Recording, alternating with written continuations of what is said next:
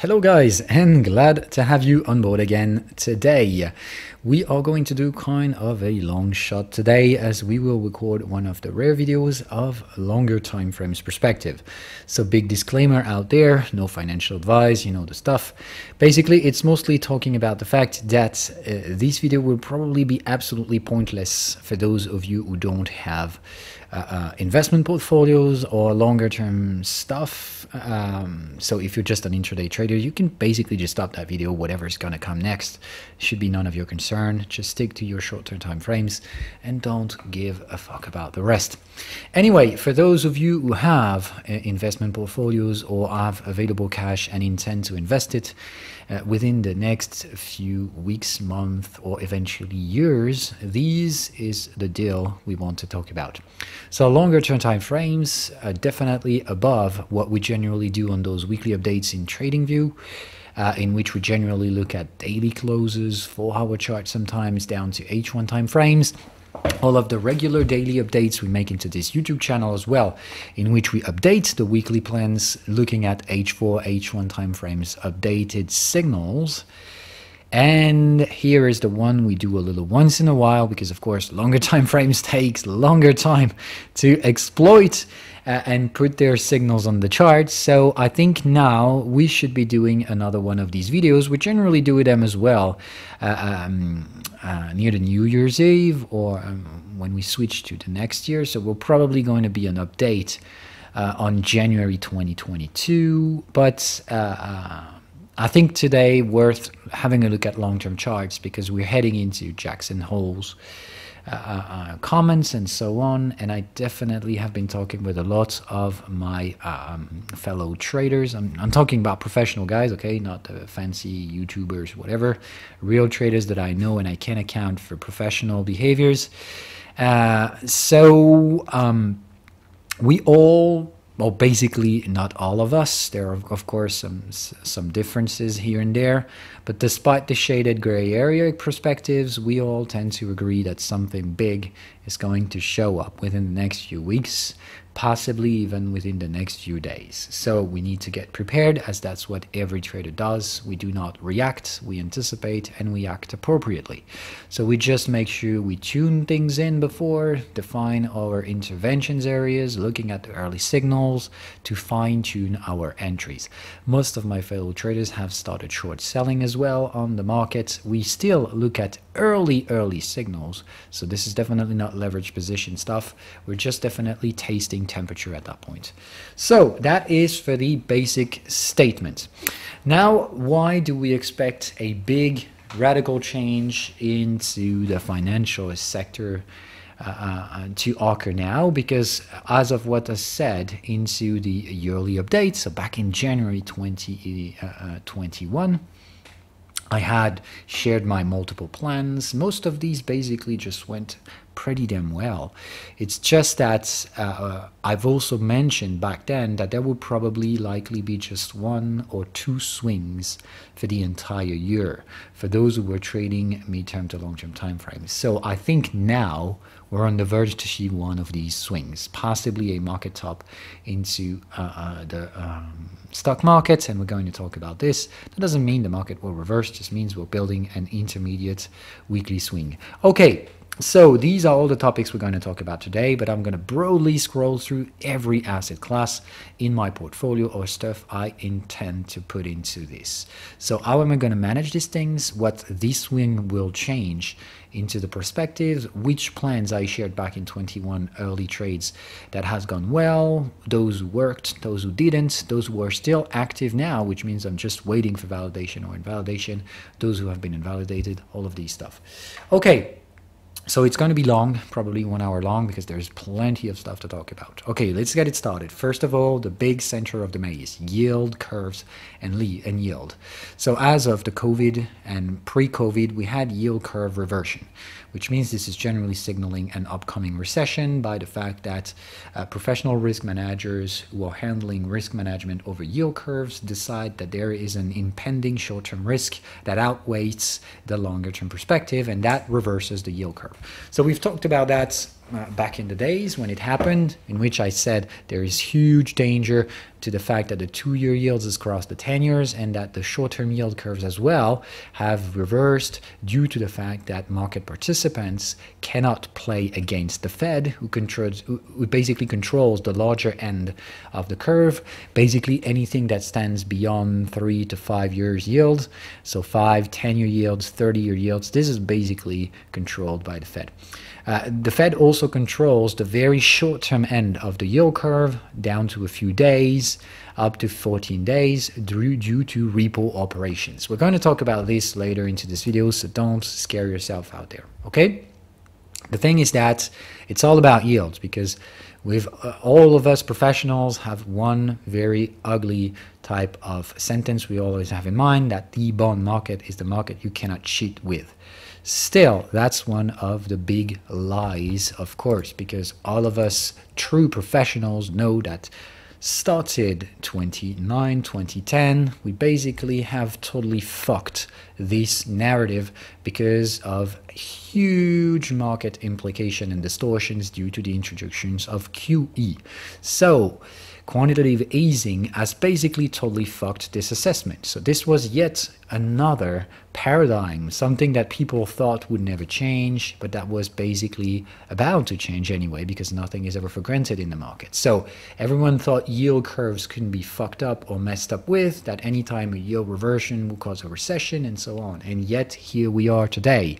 We had a reversion and it hasn't caused a recession. We had the pandemic problem, sure thing. We had a very short recession, but we're back to growth. So this is basically the shortest ever recessions we've seen, because we have created the magical tool that can destroy downturns in markets. Yet another paradigm shift is on the verge to show up. So we're going to talk about this. The paradigm comes from the yield curve reversion and the fact that we can now manipulate yields to associate behaviors. But what we've seen is that we've pushed away all of these problems for years until the yield curve reversed anyway in 2019. It has definitely warned us about the problems ahead of us for the next couple of years, and yet the COVID occurred. So, not to mention that no one would have predicted the COVID, but somehow the bond market said there would be something.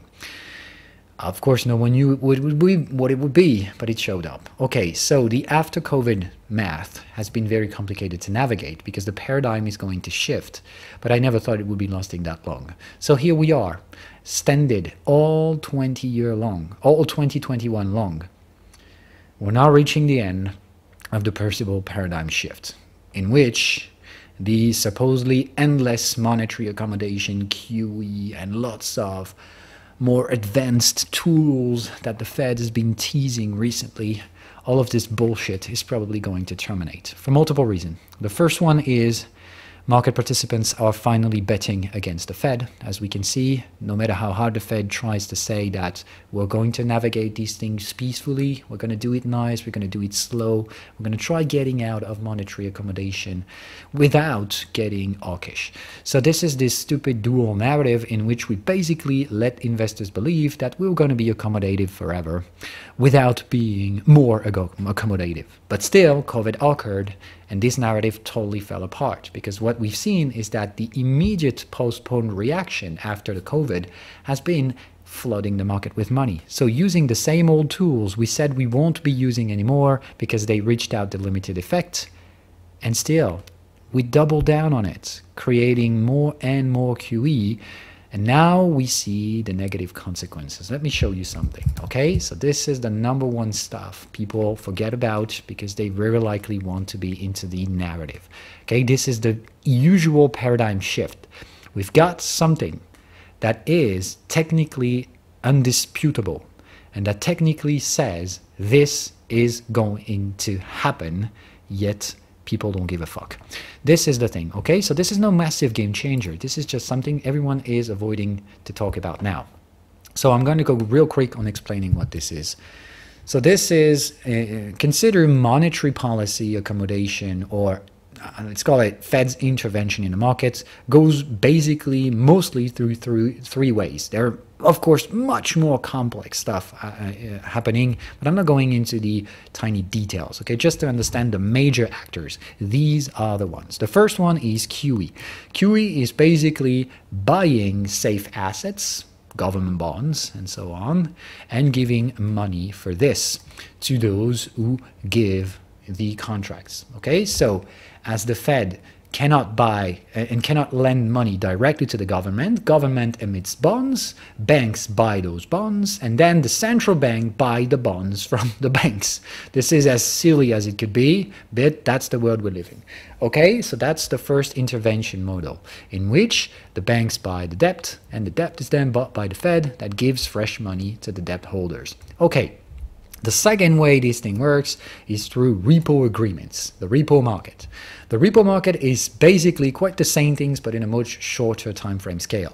So the repo market is when banks need immediate liquidity. That's generally meaning that they need money for credit purposes or that they are under credit tensions and so on. That's the red fucking flag we had last year.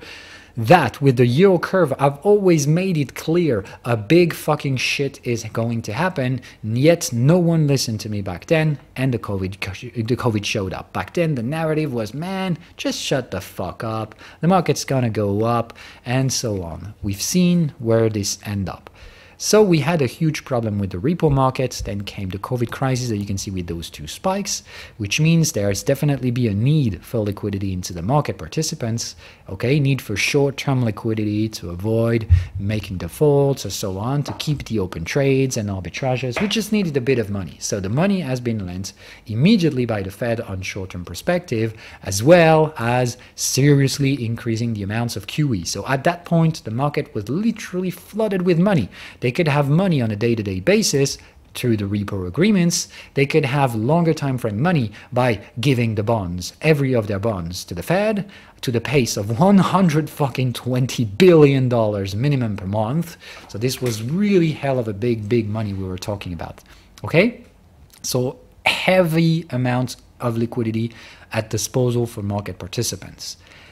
So now the question is, what is this blue line? Reverse repo is basically the reverse operation of a repurchase agreement. This is basically when the bank has excessive liquidity, okay, meaning basically too much QE and nothing to buy with that money, then the excessive liquidity is lent back into the Fed's balance sheets, or into the Fed's balance, which is basically the bank lends money, or it's more likely to store their money into the central bank's accounts versus an yield return. So they get short-term yields, but still yields for the money that they would have parked pointlessly into their accounts. So this is when there's too much money, the reverse repo operation tend to increase. So that was the sign that we had excessive liquidity all over the QE areas, but as you can see, it has been pretty much a sustained trend.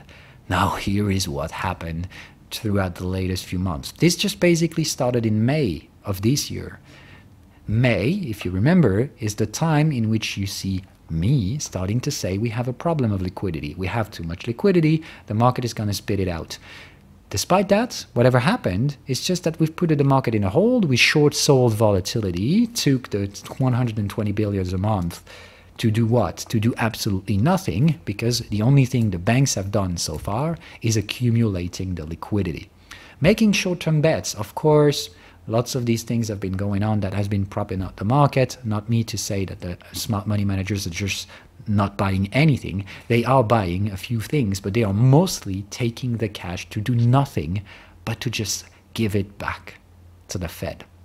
So this is the message, guys. It's in front of us. What it says is that now the QE serves absolutely nothing but to fuel the narrative into unexperienced people. The smart money managers, we've all seen this. We all know that the liquidity is no longer working the way it's supposed to be, to help shift away from the crisis, to help lending and borrowings from banks and so on. It doesn't serve anything now but over speculation from unaware of traders. They basically say, You know what, guys? Money is flowing in the market, money is flowing in the banks, and banks will have to invest it in the market. That's just false. What the banks are doing is lending it right back to the Fed. So we now have clearly an evidence of unnecessary liquidity injection, and the Fed knows that. So the Fed is going to taper, guys. Yet the paradigm in which we are into now is that they won't. People truly believe the Fed cannot unwind what they've done. They will. And this is what tells us they will. Because this is not the beginning of a trend of repo operation, or at least I would definitely doubt it is. This is probably just short-term delays in the fact that we should probably have started taper back in May or June. We should definitely have done, and for some absolutely staggering reasons, we did not. So this is the sign of the delay that we should never have put it in the market. This is the low volatile summer fucking trading activity in which I basically have looked for short coverings all summer long. Without that much success, by the way, but still, I think this dance isn't going to last forever, and there's going to be a huge paradigm shift. Still, there will be excessive liquidity. I'm not saying that the Fed will cut off all the QE, but the Fed will announce the end of this endless rising party of excessive liquidity. Because they have no other choice. Now there is real market impact. We have inflation, and this inflation comes immediately from Fed's actions. So this is what the problem's in now. The Fed's mandate is price stability, which they entirely fail to do now. And we do not have just beliefs that the inflationary pressures will be short-term transitory. We know that prices won't reverse. The inflation process will eventually pose at some point, but the price increase won't reverse to the way they were pre-pandemic. So we will have real impact on a day-to-day basis for something that should have been done 3 to 4 months ago.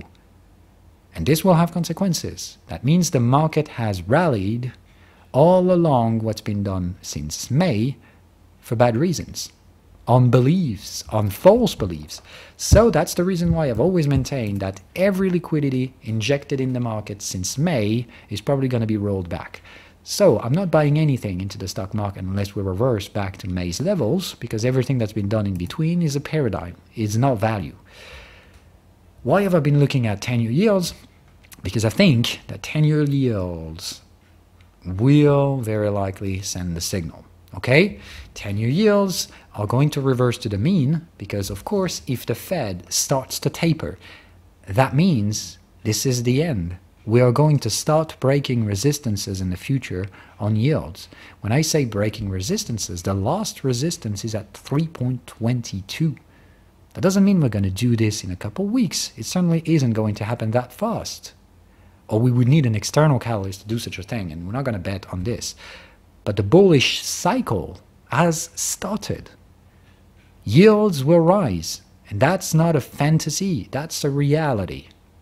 We have early signal. The weekly chart, which I told you about, is trading the trend channel. We already have signals, and I tend to believe that we can spend a few days, weeks in here. We can work it all out, but anyhow and anyway, yields will increase. And when they will, that's not going to please the market.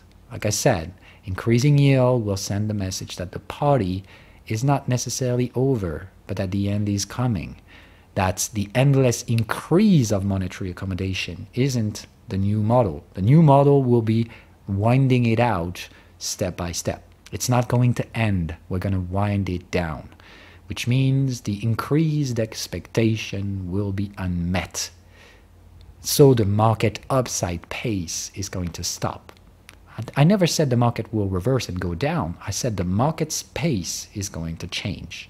Yields will tend toward 2.5%, and over the midterm, they will eventually flush out above 3.30, but that's definitely not for now. That's for the multiple years ahead, okay?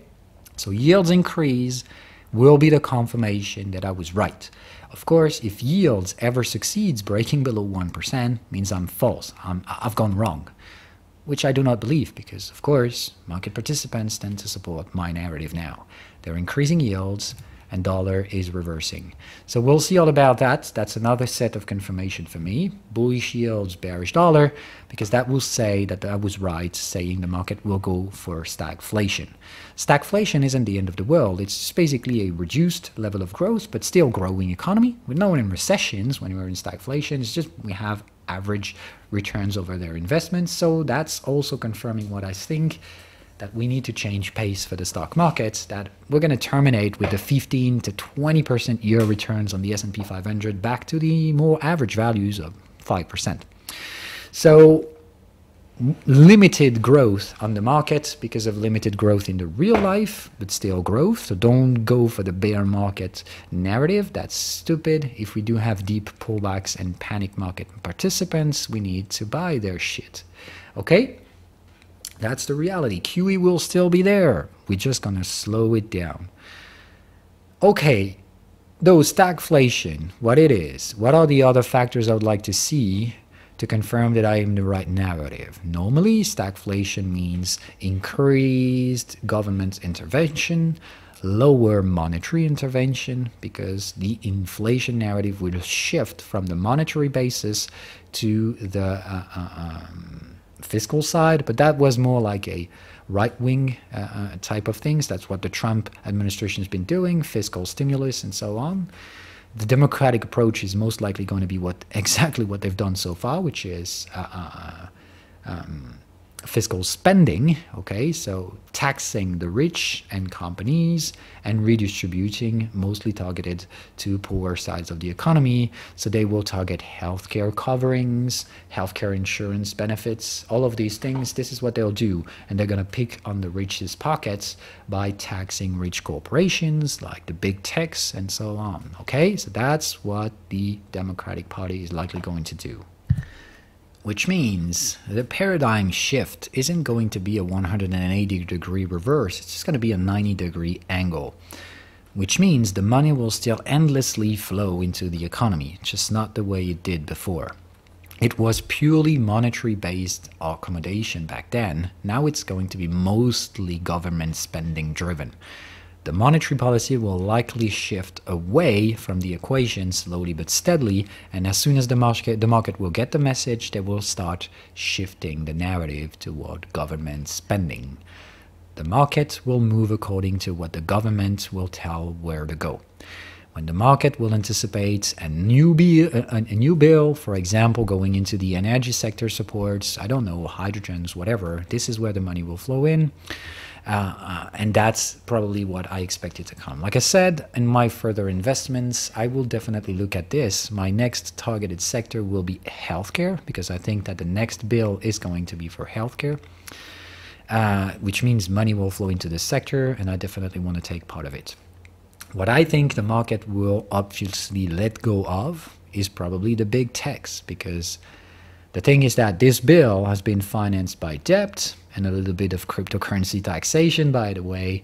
We'll talk about that later. But the next bill is going to be confronted to the harsh reality of debt ceiling in Congress, which means they're going to have to find money to finance that bill, not just print it out of thin air.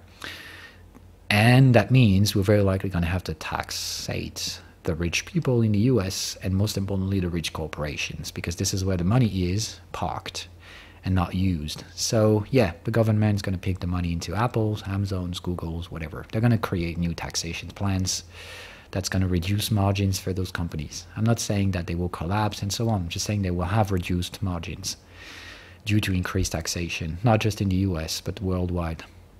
So big techs is what I think needs to be sold if you have many of these in your portfolios. I personally have none, so I'm not going to sell them. I'm going to short sell eventually, but that's a dangerous topic for beginners, so please don't go down this road.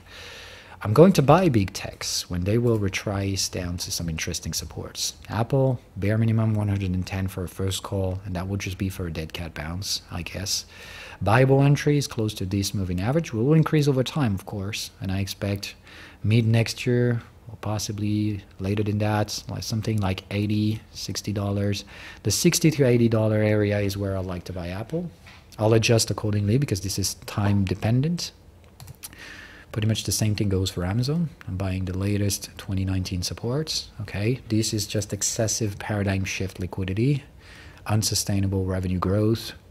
And like I said, most of the revenues will be outshifted by taxations or antitrust laws or whatever. So lots of shit ahead for the big techs. Yet this is the same old bet and gamble that big techs will take the money anyway. They will be stronger than governments. This is not yet there. Wait for 10 years to get there. Okay, so the next period is this paradigm shifting away from the Fed's narrative down to the government narrative. And it is not going to be so negative. Remember that we have Joe Biden. Joe Biden isn't against business. It's not the harsh left-wing stuff, okay?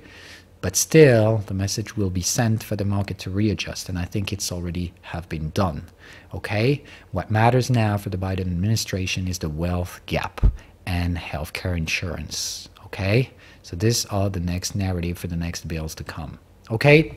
So how to invest with this? And we're going to scroll through asset classes one by one now, more effective. Now that we've got the background picture of what I'm trying to exploit, stagflation, what is the plan? So short selling, growth, because unexpected growth is probably going to disappoint market participants, which are probably going to cause downside price pressures, pushing us right back to buyable territory. So I'm most interested into buying these things at cheaper costs rather than necessarily short selling them. We'll talk about that eventually. Then I need some defensive sector, which will likely be real life stuff like shelter, food supply, and energy supply. So have a bit of these companies in the portfolio. I do have some. I bought them in the COVID, and I'm going to hold them for the next few years. What I want from these companies is not price increase. Like take, for example, the Cisco's, okay? Cisco is definitely not going to the moon, okay? People think it might, it won't. Cisco is just very likely going to range, but the thing is that Cisco will give us dividend. Cisco is just one example. What I want for these companies is not surging to the upside bubble stuff, moon boys. What I want is revenue, okay? Lots of example like Iliad in France. I've got RWE in Germany. These are things that give coupons, okay? So I don't expect huge price increases on this stuff, but still regular income, safe asset perspective, okay? So Cisco's and stuff like that might be retracing to the downside. I don't care. I still have bought them very cheap, and I still expect that their prices will remain pretty much in the same range, but they will give some nice coupons. So security part of the portfolio. For the growth, I think growth might be shifted elsewhere. Like either you target some specific stuff, specific areas. Like I said, my next target will be healthcare, most likely pharma. Okay, but the pharmaceutical companies are so fucking expensive due to COVID, so same thing as big tech. I'm waiting for huge retracements to get there. Otherwise, I'm buying speculative tiny companies working around aging solutions. But this is another set of investment, more of a long-term buy and hold, tiny position sizing, very speculative investment, and most of these will die. Okay. The other thing I'm investing on with a buy and hold is gaming companies, okay? But the only thing I'm speculatively investing now, okay, are the giant techs of China. They have retraced the way I think the big US techs will do. I just think that the cycles will be deployed, decay in time.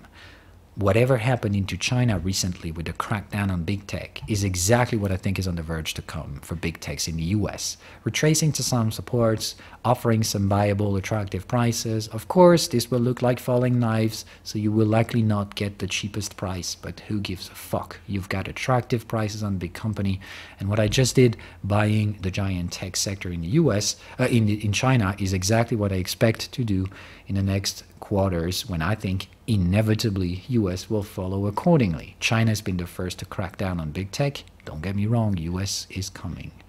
Okay, so that's the thing. Okay, following government spending, trying to anticipate a bit what the next bill could be about, targeting these sectors, of course. Smart money managers will anticipate. They will not wait for the bill to show up, okay? So try to be smart, try to think a bit, take a bit of risk, and if you get wrong, of course, Take the gains if there are some, take the losses otherwise, and move on, okay? But anticipating what the government is going to spend the money, where the government is going to spend money, is what smart money managers will do now, after the paradigm shift is confirmed, of course, because as of right now, we're still dancing in a shadow territory. So waiting for confirmation, but I definitely believe the market is heading for this.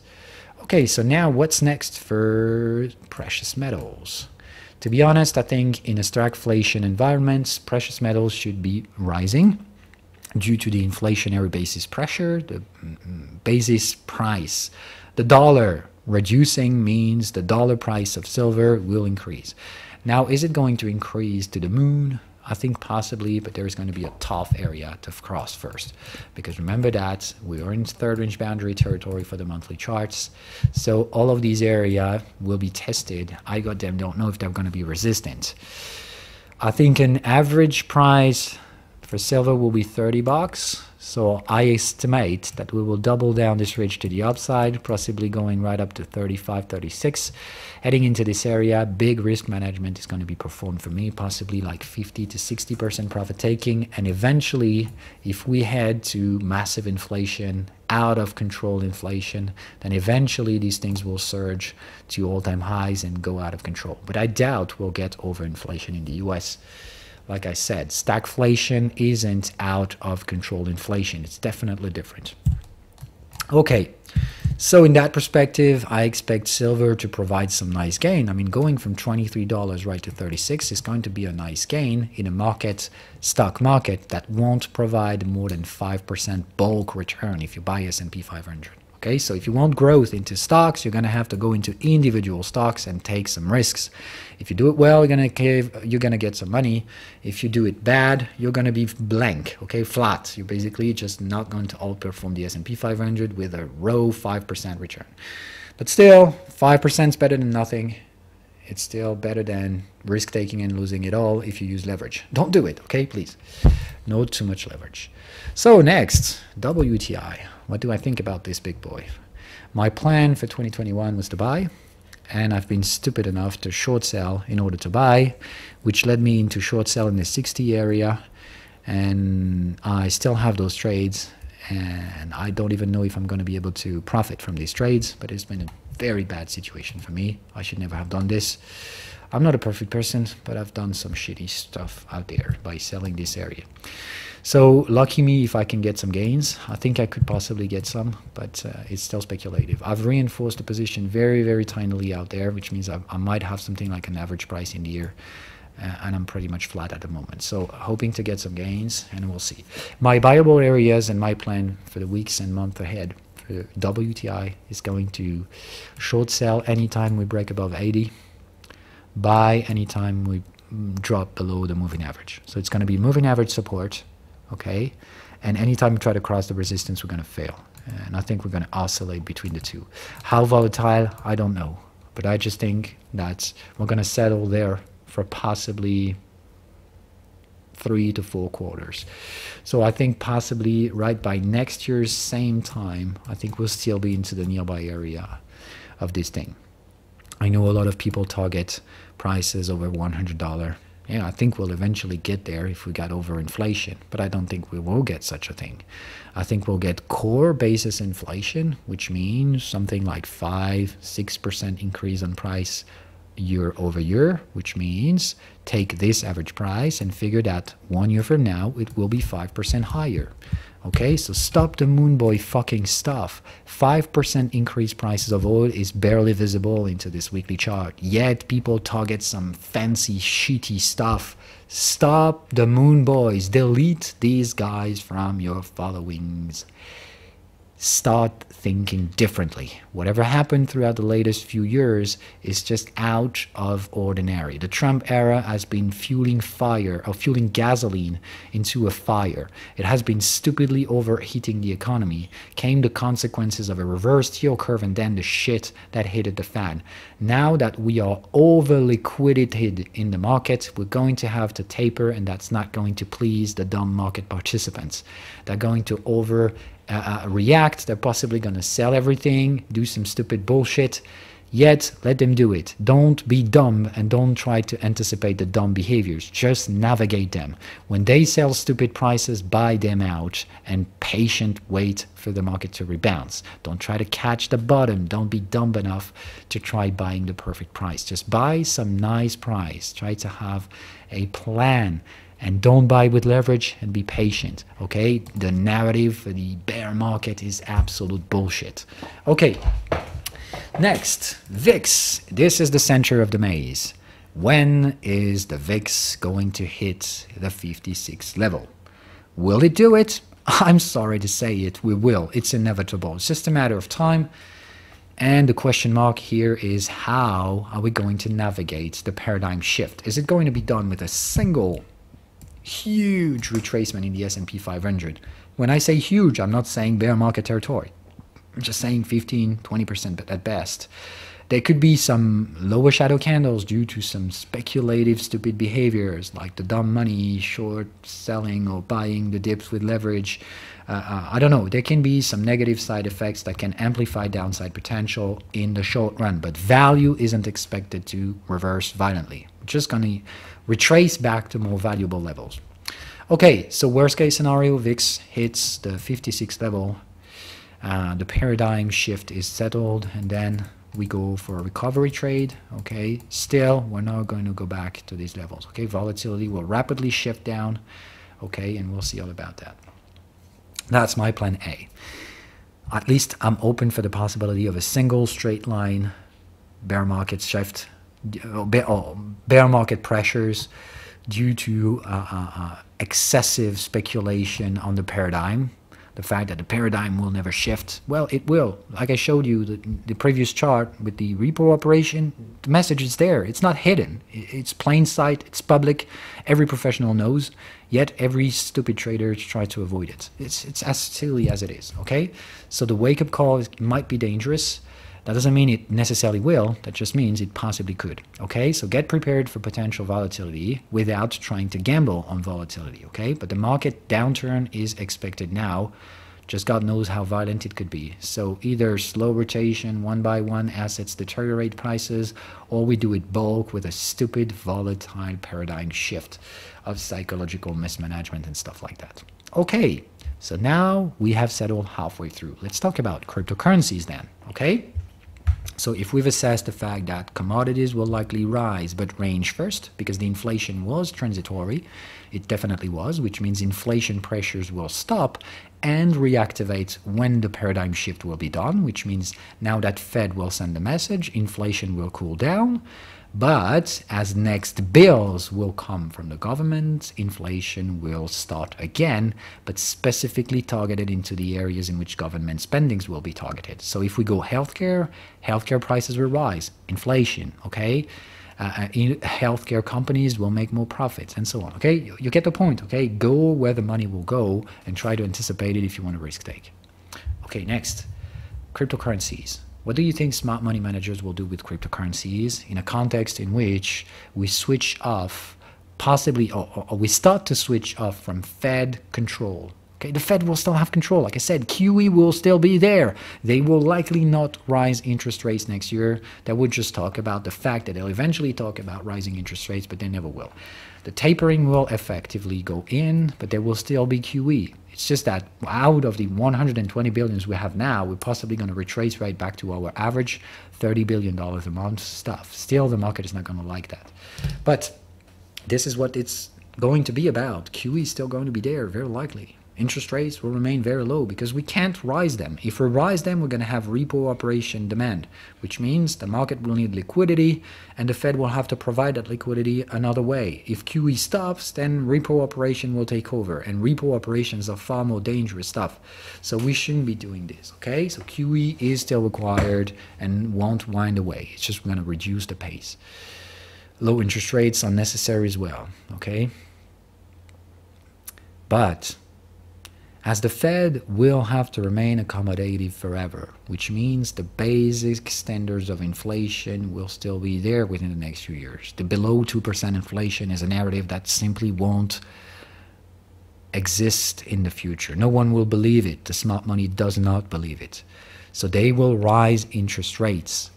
on the real market, okay, not the base Fed effect. They will rise interest rates because they know inflation is going to pick up inevitably. It's not going to be below 2%. It's going to be at 3, 4%. That's not hyperinflation at all, okay?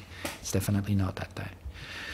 So, as the monetary base inflates at a higher pace than 2%, as the Fed is trying to get a grip on the market, to hold on to its control, what the smart money is going to do is to look for alternatives, things that the Fed cannot reach out to.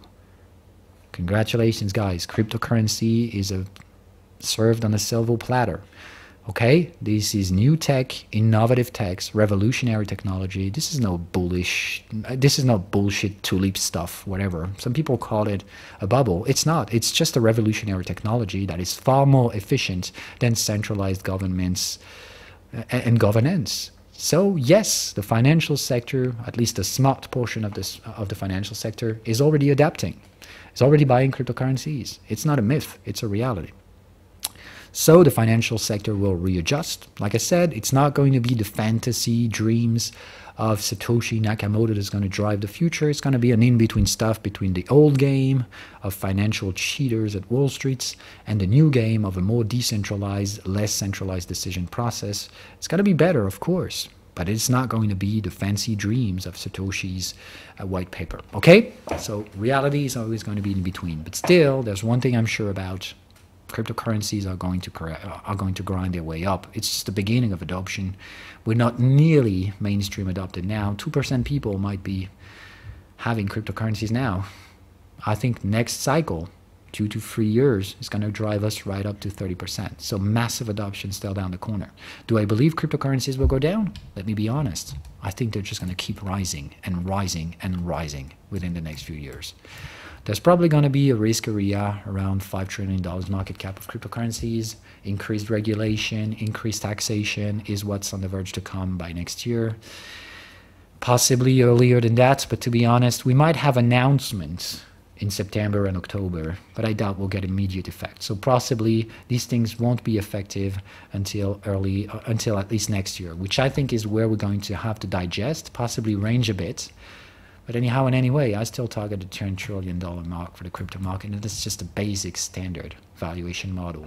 Very conservative, by the way. So I'm not the moon boy stuff. Okay, this is just taking the current valuations of the global crypto markets and making a fivefold over 3 years. That's going to be far more rewarding than the stock market. Yes, it will. That's not going to be easy, of course, because that's going to come with a higher level of volatility. I mean, S&P 500 barely retraced 3% today. That's what we do in a regular daily basis on cryptocurrencies. So, of course, cryptocurrencies will come with a higher risk. And let me be real clear, the $10 trillion mark is not going to be made by some shit coins and fancy low-cap stuff. It's going to be done by the big guys, solely on the big guys, to be honest. So take your fingers, okay? Count on your fingers. If you have more than 10 assets in which you want to hold for these 2 to 3 years period, you're probably making mistakes, okay? So having just 2 things is stupid, okay? If you just, among the guys who said, Bitcoin, Ethereum, the rest is bullshit, I don't believe that. I think if you want growth, you're going to have to go to some more speculative assets, lower caps, okay, than just the big 2s. That doesn't mean you must avoid. You must have Bitcoin and Ethereum. It's not a question. But you might diversify right up to 10 assets, 15 at best, no more than that, okay? That's what needs to be done. Next target in mind, I've always been clear. My plan, 1st of January 2021, was to build a range on cryptocurrencies and trend on the late stages of that year. I just got wrong by the amplitude of that range, which I never would have forecasted. I thought we would stop when we were on February 2021. Remember, that was Bitcoin 45K area. I thought the market will stop there, range a bit, and restore the trends by July, August. Well, we kept rallying for a couple months. We fucked it all up with the distribution pattern that caused the accumulation later on. So we've played and fucked up with timing, yet I was goddamn right. And even I doubted from it. And I readjusted because I really thought we were trending back then. Well, we are ranging. But we're ranging weekly and daily charts, which I still believe are intermediate range in bigger time frame trends. I truly believe we are in monthly trends for cryptocurrencies. Maybe I'll be wrong, but I doubt I will. What I wanted as well, and I've made it clear on the 1st of January, what I care about is for us to build that range first. And if the range builds up, I would like to see how we go right up to the third range boundary. That always has been my mark. How does the market retrace to the third range boundary to know if the market is going to eventually go bear market? Which, let me be clear, definitely not a single clue of this. Is the market going to extend the range longer than I thought it would? Or is the market just going to squeeze the third range boundary back to all-time highs? Okay, let's answer that question. How did we go right up to the third range boundary? Straight line. Do you really think this is going to be bearish? Do you really think we're going to spend 2-3 more quarters standing by into this area? Let me be real clear. Much higher probability to just go straight line all-time highs. That doesn't mean the entire market will follow, but the good names, they will definitely buy the dip. Every fucking dip is going to be bought. So are we going to get some short-term retracement into the third range boundary area? Yes, we probably will. But do we have any reasonable signal to think that the market is going to stop there? Not at all. The market will likely build a short-term range and keep pushing. So I've made it clear. Before my vacation time 2 weeks ago, I took some profits. I said very limited risks, so I'm going to take 7% profits. And I'll adjust when I go back from vacations. When I get back from vacations, I told you, well, I see some signals, but definitely not concerning ones. I'm taking another layer of profits up to something like 13, 14%. End of the story. Yes, I have cash, so if the market retraces, I'm going to buy it. Upon signals, of course. If the market does not retrace, I'm going to be fine with that. I'm going to use that money to leverage the position on a trend following opportunity. Because if we squeeze out the third range boundary, I know we're going to get to a 1-to-1 ratio, and we're probably going to go right up to $3.5 trillion market cap. We're not going to do it moon boy style. We're going to do it slowly but steadily, grinding our way down, offering trend following stuff, okay? So that is my number one plan now for cryptos. I don't expect any such a thing as a retracement. I think we're just going to break through the third range boundary area just like there was nothing. Because I think the range that preceded the enormous distribution pattern on the Bitcoin, followed by the accumulation on Bitcoin and altcoins, I think the entire crypto market is now on the verge to just play the trend. Okay, this was just preliminary stuff. The trend is going to start, but not in a moon boy fashion, in a boring 45-degree angle stuff. Take it that way and think of it that the market will do this. It will overheat, retrace, find some bulls again, rise again, possibly doing such a thing. Okay, we're going to do these types of things, but we're going to average our way into the $5 trillion mark. I don't know what the market rhythm will be. Is it going to be volatile, not volatile? I would plead for the non-volatile option because that's the early signs I see. The volatility will definitely be part of the game into the asset classes themselves, okay? The sub-themes like, I don't know, stable coins theme, security coins, all of these things, okay? Will have volatility in their respective sector. But I think the crypto market as a whole, if you have a slightly diversified portfolio, as a whole, value will keep increasing if you're patient enough to let it ride. Just like if you were to buy the S&P 500 in a trend, you would take some slight gains, okay? Some assets losses are compensated by another gains. And overall and over time, value increases. That's exactly what I think the crypto market will do. If you have a diversified portfolio between, I don't know, I mean, security-like stuff like Ripples and so on, okay, CBDCs-oriented stuff like Stellar and so on. If you have, I don't know, Web 3.0 stuff like ICP, Filecoin, Atom, all of these things, okay, so try to bet on some sectors. Okay, you're possibly going to be wrong with one sector at one time and right with another. And over time, they should compensate to increase value globally. Okay, so well-diversified portfolio, stop looking at individual stuff unless they provide some significant retracement so you can reinforce. But overall, the direction should head to the upside. So what does that sum up as terms of actions? What am I going to do with my crypto portfolio? Well, let me be real clear. I'm not nearly giving a fuck anymore. I've risk managed for the very little probability of a possible bear market. Like I said, 15% chance is what I credit for this thing. So 50% cash out, the rest is in, and I'm not giving a fuck. I'm lending and staking of all of my coins. The available cash I have now, I will eventually use it when I will have trend follow opportunities with margin, which means I will buy with stop loss. That means also I need some specific conditions to do such a thing, but that's my plan for now. Do I believe the crypto market is going to heavily retrace? Let me be real clear. I don't nearly think we will. My plan is the one I shared last week. I think Bitcoin will eventually shift pace by breaking this trend line temporarily. But I think anyhow and anyway, we're just going to slow down the pace because Bitcoin has been going too fast. Okay, so the third range boundary was one target. Just imagine that, in my personal opinion, we're just going to keep grinding, but not with the same pace. The current pace is too fast. I expect something like that, with rhythms over time to keep that pace, but we're not necessarily going to go faster. Right now, we've gone faster than what is already a steep pace. Slowing down is what I think is on the verge to come, oscillating across this trend line. Okay? So, long-term investments for cryptos, I'm just going to let it ride.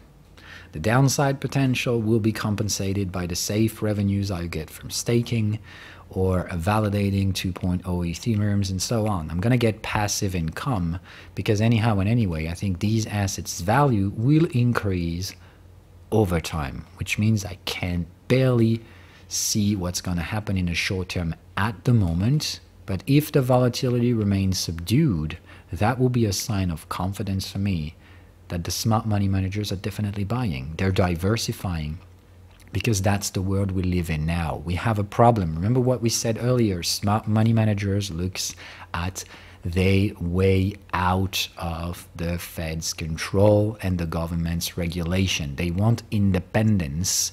So how does the government control companies? Through currency and laws. So you can't evade the law because you use the currency.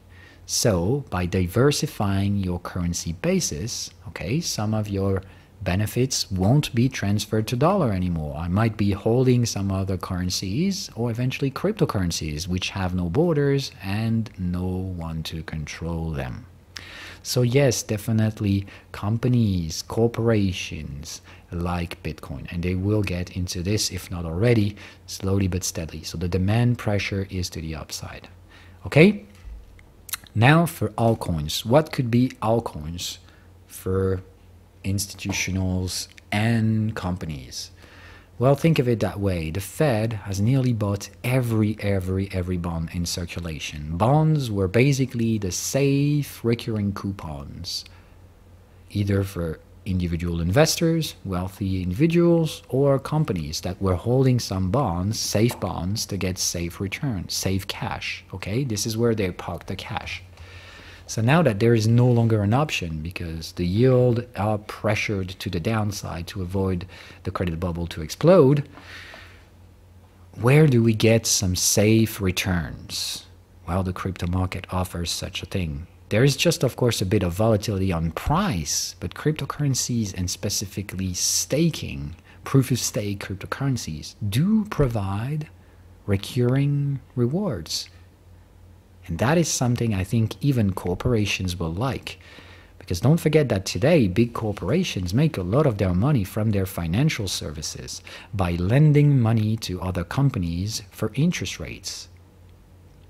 If the Feds put their hands into these corporation bonds, which they will likely do in the next few years, they already do, but they will probably do more, well, companies might be willing to switch to cryptocurrency public blockchains to get safe rewards. Still with a bit of volatility, because nothing is ever for granted, but they will be able to compensate and get safe revenues or safer revenues by just staking coins.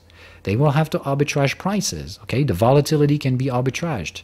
A professional has lots of opportunities to arbitrage volatility, whether that is through derivative contracts or ETFs that are coming down the road from major cryptocurrencies. So, Yes, do I think corporations will jump into the cryptocurrency staking coins? I believe they will, heavily, to be honest. So I am personally holding all of the coins I have on staking. I know some of them will worth shit in the future because I can't just be 100% right, but I'm holding these coins, okay?